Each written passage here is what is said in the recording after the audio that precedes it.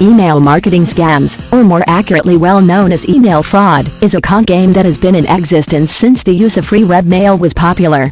Like all kinds of fraud, the idea is to generally deceive a mail recipient to pay an amount of money or the access to bank account and then wipe that account clean before the victim realizes and does something regarding it.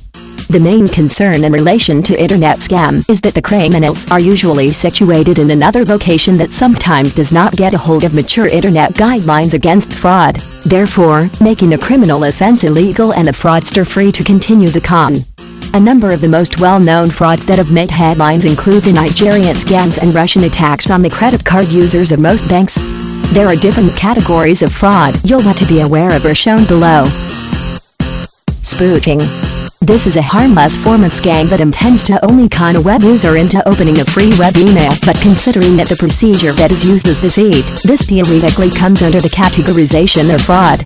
Spoofing performs by changing the sender's name and return email address in such a way that the actual spammer identity is never exposed. Much more scary is spoofing using names which are well known to the mail beneficiary.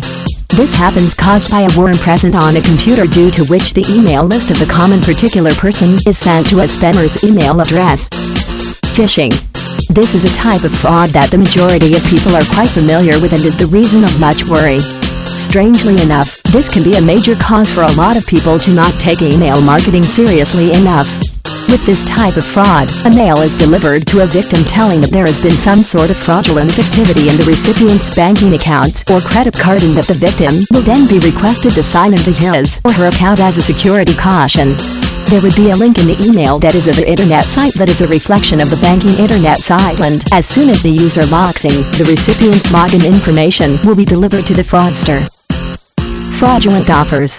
This kind of fraud is innovative in its simplicity. Here, a marketing offer that you can't refuse is sent to the recipient. Surely enough, the recipient will attempt and buy the merchandise. However, the item won't ever come from the email marketing website, and because a credit card has been utilized, the recipient's banking account is going to be wiped clean. Requests for help. This is among the most well-known tricks and is a web-based variation of popular scam in which a criminal will certainly request the recipient to transact some cash on behalf of a wealthy person who is dying or in trouble. The recipient is frequently guaranteed some huge incentive for the help provided. Obviously, one can envision what happens as soon as the cash is sent.